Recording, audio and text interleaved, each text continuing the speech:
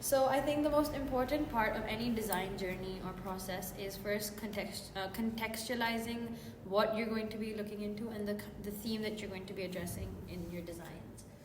And I think with this project, the theme is the most important thing, considering you can't really stem off something that is so personal without context and a theme attached to it. Yeah, so at the beginning we focus on we investigating people reacting indoors and kind of inspired by the reaction between them, like the communication or how they react to others. And yeah, we kind of have deciding the theme at the beginning. Yeah. And we connect with the COVID-19. And also, people hardly go outside when they are in quarantine, so we want to focus on the air pollutions. I think that was a very good choice that we made and conscious decision being made based on the fact that during COVID there was a lack of going outside, and therefore there was a lack of social interactions and the whole idea of community building, which took a hindrance on the social, the mental and physical well-being of people as well, because they weren't going out, they weren't meeting other people. It kind of impacted their mental health in a lot of ways. Yeah. Go ahead. Yeah. And we also look on the difference pre-COVID and after the pandemic. We realized there's a big difference on the air pollution, air quality. Do you think as a designer it's important to look at different scenarios? For example, you mentioned that we looked at before COVID, after COVID, and kind of during COVID. Yeah. Do you think it kind of comes into play when we're looking at any sort of design? So if we're looking at, let's say, making a phone, would you look at the old phones and then the new phones and how you can change it? Or would you just look at what is existing now? Because personally, I would look at the whole range of the history behind how something came about. Yeah, me too, because I need to know that what does it improve? Yeah. What is the improvement of the new design? Yeah. Yeah. But I think that also it's based on the fact that the users and the consumers that use the product kind of there's a way that they use it, and you want to continue the fact that they're using it that way with building up comfort. And it kind of builds the whole concept of the whole community power, because if you're so invested in something like a product that you're continuously looking into designing, processing, I think it's kind of inevitable that you would want to change it so that it impacts the same users and consumers. What do you think? I think the development is important, and design is the target. Yeah, we kind of know what is the direction of the future. Yeah, exactly. As a designer, that's really important. Yeah. And as a designer, what do you both think that for you personally, what is the most important thing to look at? We're addressing 3 themes and that we're looking at. We're looking at social cohesion, mental physical well-being, and community. But which ones do you think are the most important? For me, it's community, because it's more basic. We know the average of each people. What problem does it solve for a design?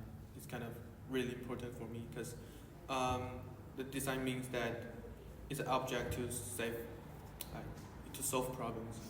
Yeah, so I'm kind of looking at communities. What's the shortage of the community? What about you? Which theme stands out to you? I think community. As well? Yeah. Interesting. How about you? I would say not social. I would say mental physical well-being, because I think it kind of encapsulates the whole idea of community and social cohesion. I think they're all linked in some way, but I think the stem of both, all 3 of them, is the fact that mental and physical well-being kind of helps progress and build the idea of community. And if you're going out to play a sport, for example, for physical well-being, you're playing with other people. If you're going out for meeting your friends, it's social. It's just stuff like that, basically. It's good for your mind. For me, design is obviously related to physical well-being, but do you think the design also affect mentally well-being? I think so. I think that comes into the whole concept of form, function, and ornament that we're looking at for this unit. Because again, like form and function we know is really important for any design. But the idea of ornament, as you're saying, mental well-being. If something looks more appealing, or something like, let's say, if you see sharp edges on something, you wouldn't want to approach it, right? So stuff like that, I think it does impact mental well-being. Yeah. There are many designs that help people to relax. So yeah, I kind of agree. What are your views on, like, in terms of form, function, and ornament? What do you think is the order that you should think about, like when you're processing into the whole design, like thinking? Do you concentrate on the function first, the form first, or like how it looks? For me, it's like the function, because I always begin with the problems. During like when I was looking around my life, and I realized there's some problem happening. So yeah, I kind of making a design which solve that kind of problems. I think function is important, but I think how it looks also can be because some people want to buy something like looks pretty. That's very interesting that you mentioned that, because normally, like the conversations I've had with like other people on our course, they say that it's very much like function and then form, and ornament is something they think about last. Like the way that it looks, they'll think about last. Like what do you mean ornament? Oh, ornament is like how it looks. Is it aesthetically pleasing? Is it something that people think is very like pretty or like beautiful? Also, it's like more related to like sculpture. Or yeah, it's more art. Yeah, exactly. Yeah. But then again, it blurs the thing between art and design. Mm-hmm. Yeah, but I think some of the design was inspired by art. Also. Yeah.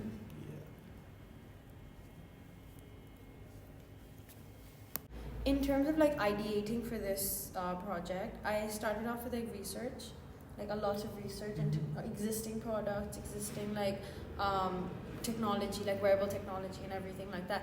And I kind of drew inspiration from that in terms of the design that we're kind of progressing with right now, because I looked at a lot of things to do with haptic feedback, which is basically something that's not like audio or visual, it's more like touch. And I think because we were dealing with something to do with COVID, something people lacked was physical touch. So the idea of looking into touch was something that like piqued my interest. And so I looked at how that can be replicated, different textures that could potentially be used, and I think that's the exploration that we did. Yeah. Do you want to talk about the texture board? Yeah. We made a texture board and to let people touch them and tell what they feel when they touch the textures. Yeah, we kind of like make a report about the like which is the most comfortable texture for people, so that which we can probably include or apply in our design in future. And I think the application of those textures is something that falls under the mental well-being, because it's how they feel, like the users feel after using it personally, because it's not something that like people are going and touching other people. Yeah. So it's like how you wear it. So I think that was very important to look at. Other than that, I think the hardest part for our project was probably like our thing was probably the form. Yeah, the form. We had a good concept of like how, like what to look at, how to address it, but I think something we lacked was the form of it. Yeah, the form. Because we knew we wanted to deal with air pollution. Yeah, like before the tutorial we have with Fabian, like we kind of make the design outlandish. Because but she gave us a question about like why are you wearing this? Yeah, and I think that's a very important question to ask.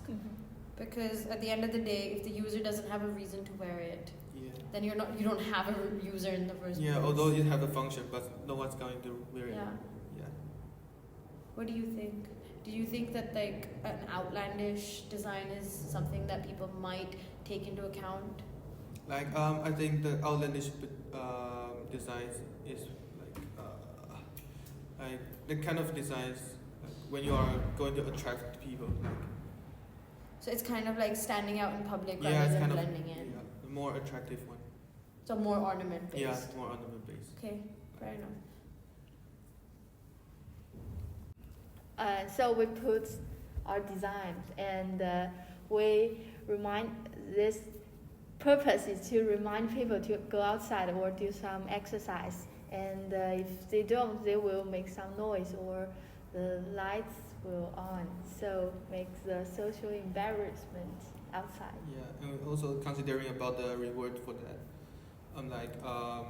If you're having more step, like what could it be changed? Like kind of having giving you a sense of achievement, kind of that. I think the human race overall is very much ingrained with like the whole reward system in their mind. So I think when we looked at that route, it was very interesting because people kind of want something out of what they're doing. It's like they're doing it because they want something, like a reward, like the achievement, as you said. So I think in that case, it was really interesting to look at how people interact with their Apple Watches these days, and how they compete with one another based on like if they're performing the activities they need to do in a day. Yeah, that was quite interesting to look at. Even like what was I gonna say? Even looking at the community aspect of it, because it's kind of social embarrassment is completely taking away from the fact that it's a community, because essentially a community is there to help you kind of be cohesive. But if you're kind of pointing someone out saying they're not doing what they're supposed to be doing, or they're not like they're not taking care of themselves, it kind of becomes like you're an outcast in the society, which is interesting as a theme, like considering what the themes are that we're looking at for this project. But I think from these ideas, the most like questionable thing that was pointed out by the tutors was, where is the air pollution coming in? Like if you're going out for a walk, where is the aspect of the air pollution coming in? Because things that we didn't consider was, what if it's raining outside and you can't go for a walk, or like things that you have to go out. For example, Fabian had said like if you have to go pick up your kids and it's raining, you still have to go. Like you can't not go. Yeah, it kind of forces you to go. Exactly. Yeah. So I think looking at that, then we had to hone down on the air pollution aspect, and Adrian said looking at the boroughs of London and which part is the most polluted, like which road. Yeah, exactly. And this led me to go to this designer called Lauren Barker or something. She works with this pigment that she's invented, which changes based on the pollution around you, which I thought was really interesting, because we were so like hell-bent on using sensors, but if we use like a pigment or something, I think it could be very different, and also play into what you said earlier about the ornament. So I think there are a lot of options to like kind of encapsulate the whole air pollution aspect into it. Yeah, and also Jonathan mentioned about that, because our device is wearing on the neck, and if it just like changing the color of that, then you would just realize after you went home, like, oh well, I just like walking on the like heavy pollution place. So that's kind of a part we need to discuss, to think about. I think it comes from the whole factor that Jonathan had said, that we have a function, but it seems so scattered around right now. And I think we just need to focus it and make like a decision based on like what the main function is.